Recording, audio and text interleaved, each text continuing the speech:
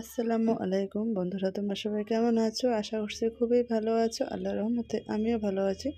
তো আজকে আরেকটা নতুন ভিডিও নিয়ে তোমাদের সামনে এসে গেছি। দূরে এবং কাছে যেখান থেকে আমার এই ভিডিওটা দেখতেছো, সবাইকে আমার তরফ থেকে অনেক অনেক ভালোবাসা। তো বন্ধুরা, তো দেখতেই পাচ্ছ আজকে আরেকটা ভিডিও আর কি, মানে প্রথমে রুটি বানা থেকে শুরু করলাম। রুটিগুলো আমি ফার্স্ট টাইম বানিয়ে রেখেছি, সেগুলো আমি ভাজতেছি। তো সেখান থেকে ভিডিওটা শুরু করলাম। তারপরে এখানে একটা ফুলকপির সবজি আমি রান্না করে নিয়েছি। এই যে দেখতেই পাচ্ছ বন্ধুরা, এটা রুটি দিয়ে খাওয়ার জন্য এই সবজিটা আমি রান্না করছি। তো তারপর এদিকে আমি আর কি মানে ডাল সিদ্ধ করে নিয়ে রেখেছি প্রেশার কুকারে। তো আর কী করবো সেটা আজকে তোমাদের সঙ্গে শেয়ার করব। তো রুটিগুলো আমি আস্তে আস্তে করে যে ভেজে নিচ্ছি আর কি, উল্টিয়ে উল্টিয়ে ভেজে নিচ্ছি। তো অনেকগুলো রুটি যেহেতু, তো সেই জন্য আমি ফার্স্টে আগে রুটিগুলো বানিয়ে নিলাম, তারপরে আমি আস্তে আস্তে করে ভেজে নিচ্ছি। তো মোটামুটি অনেকগুলো রুটি আমার ভাজা কমপ্লিট হয়ে গিয়েছে, আর কয়েকটা মাত্র আছে। তো বন্ধুরা, তো যে আমার মানে যারা যারা আমার ভিডিওটা দেখতেছো, প্লিজ তোমরা একটা লাইক করে দিও। আর যারা লাইক করে দিয়েছো তাদেরকে আমার তরফ থেকে অনেক অনেক ভালোবাসা। তো বন্ধুরা, অনেকদিন থেকে ভিডিও দিতে পারছি না, কন্টিনিউ করতে পারছি না, কারণ ভিডিওতে একটু ভিউ নেই। আর তো সামনে রমজান মাস এসে যাচ্ছে, সে কারণে একটু ব্যস্ততাও আছে, সেই জন্য আমি রোজ রোজ ভিডিও দিতে পারছি না। তো সেই জন্য আর কি দেরি হচ্ছে। তো বন্ধুরা, এদিকে দেখতে পাচ্ছি আমার ফুলকপির সবজিটা কিন্তু একটু সিদ্ধ হয়ে গিয়েছে। তারপর আমি সুন্দর করে কষিয়ে নিচ্ছি। তো এরপর একটু ঝোলের পানি দিয়ে আমি ফুলকপির সবজিটা নামিয়ে নেব। তো এই যে দেখতে পাচ্ছ সবজিটার মধ্যে একটু পানি দিয়ে দিলাম।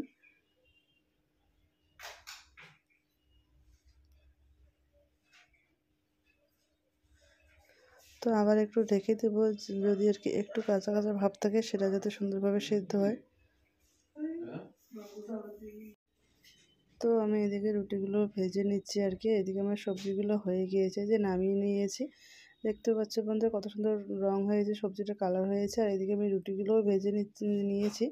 তো এদিকে আমার রুটি আর কি খাওয়া দাওয়া মানে শেষ প্রায়, আর দু একজন বাকি আছে। তারপর এদিকে আমি একটা রান্না করব।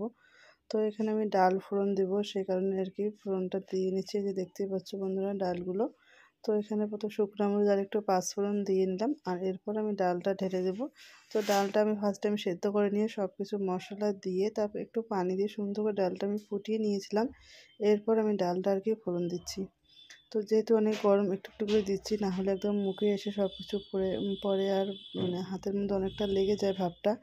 সে কারণে আমি ফার্স্টে আর কি অল্প অল্প করে দিলাম। তারপর যখন ডালের গরমে এটা কমে গেল, তারপর আমি সবগুলো ডাল ঢেলে দিলাম। তো এটা হলো মুগ ডাল। তো মুগ ডালটা একটু পাতলা করে রান্না করছি। আর এদিকে এই ছোটো মাছটা আমি ভাজি করে নেব, সেই জন্য আর কি ছোটো মাছটা আমি রান্না করে নিচ্ছি ফার্স্ট টাইম। তো আমি তো ছোটো মাছ ভাজি এভাবেই করে থাকি, ফার্স্টে আর কি রান্না করে নিই, তো তারপর আমি ভেজে নিই। এই যে দেখতেই পাচ্ছ ছোটো মাছগুলো সুন্দর করে সব কিছু মশলা দিয়ে আমি মেখে নিচ্ছি। তারপর আমি রান্না করে নেব। তারপরে সব কিছু মেখে নিয়ে এখানে আমি পানি দিয়ে দিলাম। তো তো পানি দিয়ে তো মেখে নিয়ে তারপর আমি রান্নাটা করে নেব মাছটা। তো তারপর এখানে আমি পেঁয়াজ কলি যে আছে, তার পেঁয়াজ কলি আর কি পাতাগুলো যে আছে পেঁয়াজ গাছের, তো সেগুলো আমাদের ছাদেই হয়েছিল আর কি, সেগুলো আমি ওখানে দিয়ে দিলাম মাছের মধ্যে। আর এই যে দেখতে পাচ্ছ এখানে আমি তো এখানে আর কি আরেকটা আর কি মাছ বসাবো, সেই কারণে তেলটা গরম হয়ে গিয়েছিলো, এখানে আমি পেঁয়াজ দিয়ে দিলাম। তো এই যে এই মাছটা আর কি বসাবো, একদম নদীর টাটকা মাছ, সেই কারণে আমি মাছটা না ভেজে এমনিতেই ঝোল করব। তো মাছের মধ্যে সব কিছু মশলা আমি সুন্দর করে দিয়ে মেখে নিয়েছিলাম। এরপর আমি আর কি মাছটা রান্না করে নেব। তো এই যে দেখতেই পাচ্ছ মাছটা আমি তেলের মধ্যে দিয়ে দিলাম, সব কিছু মেখে রেখেছিলাম একটু আগেই। তো তো এভাবেই মাছটা রান্না করলে কিন্তু অনেক টেস্টি হয় খেতে। তো এরপর আমি এই যে মাছটা নামিয়ে নিলাম, দেখতেই পেলে বন্ধুরা একটু অল্প অল্প ঝোল করে নামিয়ে নিলাম। আর এই যে 3 পিস মাছ আমি ভেজে নিচ্ছি, কারণ আমার ছেলেরা আর কি ঝোলের মাছ খাবে না, শুধু ভাজা মাছ খাবে। সেই কারণে আমি মাছগুলোকে ভেজে নিচ্ছি, বড় মাছগুলো, আর এদিকে ছোটো মাছগুলো আমি ভেজে নেব। আর এদিকে আমি ছানা বসিয়ে দিয়েছি, যেহেতু বাড়িতে ছানা খায় সবাই, সেটা আমি ছানাটা বসিয়ে দিলাম। আর এদিকে আমি সব কিছু রান্না কমপ্লিট করে একটু ছাদে চলে আসলাম। তো অনেকদিন আমি রোজ রোজ ছাদে আসি, তো এখানে এসে দেখি যে এখানে যে ছাদের মধ্যে লঙ্কা গাছ লাগিয়েছিলাম, সেগুলো গাছগুলো আর কি অনেকটা শুকিয়ে শুকিয়ে গিয়েছে। তো ভাবলাম একটু পানি দিয়ে নিই, সেই কারণে গাছের নিচে একটু করে পানি দিয়ে নিচ্ছি, অল্প করে দিব, বেশি দেবো না। তো এই যে দেখতেই পাচ্ছ অনেক ছাদের মধ্যে কিন্তু অনেকগুলি লঙ্কা গাছ হয়েছে আমাদের। তো এর আগের দিনের ভিডিওতে দেখেছিলাম ছাদ থেকে অনেকগুলো আমি শাক তুলেছিলাম।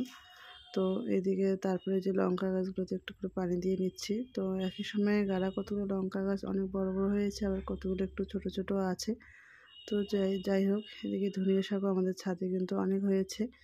তো সবগুলো গাছের নিচে নিচে একটু করে পানি দিয়ে নিচ্ছি, দেখতেই পাচ্ছ বন্ধুরা। তো এদিকে যে শাকগুলো কিন্তু হয়েছে, আবারও আছে শাকগুলো, অনেকগুলো শাকই আর কি ছাদে আমাদের। তো ভাবছি এরপরের দিন আরেকদিন তুলবো শাকগুলোকে। তো যেহেতু অনেকগুলো লঙ্কা গাছ, সবগুলোতে আমি আস্তে আস্তে করে পানি দিয়ে নিচ্ছি। অনেকগুলো মানে বেশ কয়েকটাই কিন্তু আছে, তোমাদের বুঝতেই পারছো কতগুলোর মধ্যে আমি পানি দিয়ে দিচ্ছি। তো পানি দেওয়া কমপ্লিট করে তো ভাবলাম এখানে অনেকগুলো জঙ্গল হয়েছে, এগুলো কিন্তু রসুনের গাছ। তো ভাবলাম এই জঙ্গলগুলোর মধ্যে একটু করে মানে রসুন গাছ, পেঁয়াজ গাছ আর কি অনেকগুলোই হয়েছে। তো পেঁয়াজের পাতাগুলো যা আছে নিচের দিকে হেলে হেলে যাচ্ছে। তো ভাবলাম এগুলো একটু তুলে নিই, তুলে নিলে কিন্তু সবজির মধ্যে বাড়িতে রান্নার মধ্যে দিতে পারবো, সেই কারণে আমি এগুলো তুলে নিচ্ছি। তো যেহেতু পেঁয়াজ গাছের পাতাগুলো না তুললে কিন্তু ভেঙে ভেঙে নিচের দিকে পড়ে যায়, নষ্ট হয়ে যায়। তো সে কারণে আমি পাতাগুলো তুলে নিচ্ছি। অনেকগুলো কিন্তু পাতা আমি তুলে নিয়েছি এভাবে করে।